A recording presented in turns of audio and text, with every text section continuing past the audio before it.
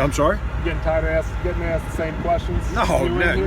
This time of year is what it's about. Talking to the fans, That's what it's all about. What's the feedback been so far? You guys are coming off one of the better seasons you've had in a long time. A lot of excitement. Do you feel like the fan base is rejuvenated here? Oh, there's no doubt. We average almost 14,000 people a game.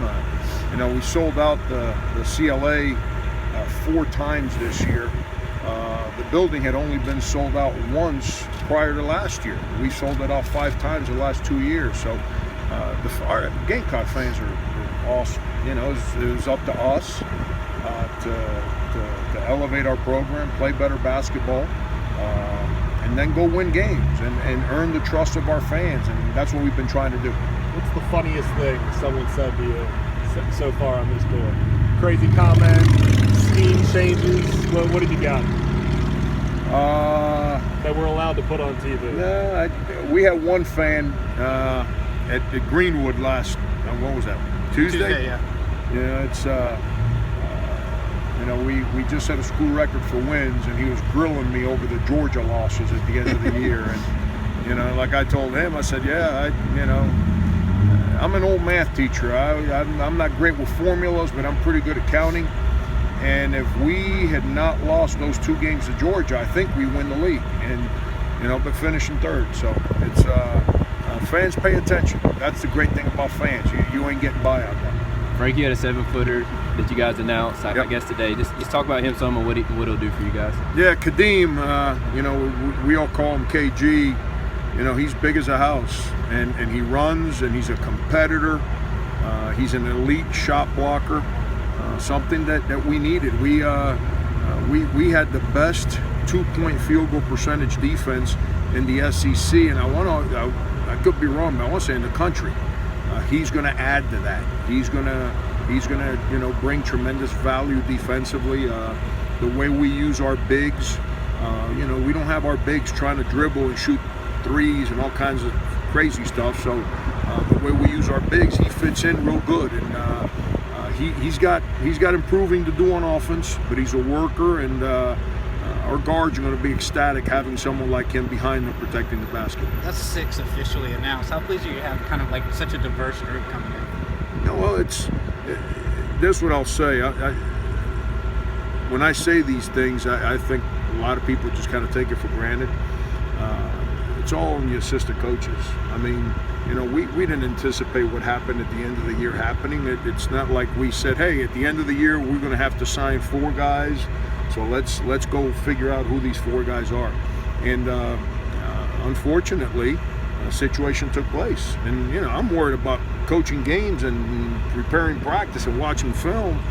And when all that went down, I went to the staff and I said, all right, man, we gotta prepare for A, B, and C, and for those guys to have done legwork with so many good players, to then allow us to then once the scholarships were available, to then be able to engage in a truthful, I shouldn't say truthful, that's not the right word, but in an all-out recruiting effort where it's not just entertaining, it's about reality. And we pretty much hit a home run because we got the guys that we went after, and that's a credit to our staff. Is there any update on the guys that are suspended, that there hadn't been a resolution yet? Yeah, they're still, they're around, they're there.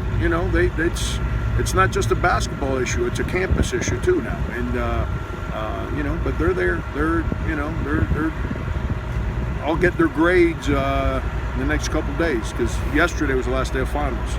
So I'll get their final grades the next couple days, and once we resolve the campus part of it, then we can start talking the basketball part of it. That's the responsibility for what all of us do, coaches, players.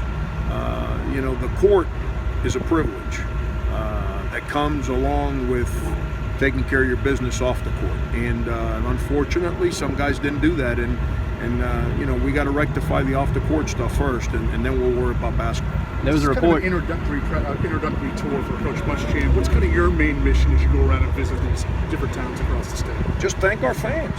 Thank our fans. We ask, basketball's different than most sports because we play 18, 19, 20 home games. And to average close to 14,000 people a game, that means there's a lot of people driving on a Tuesday night, Wednesday night, Thursday night, you know, and knowing that they have to drive into Columbia to watch us play, give us all their energy, and then get in a car and drive back home to go to work the next day. It's this, you know, 4 years ago I was out shaking hands, and still am, trying to build a fan base, trying to build trust.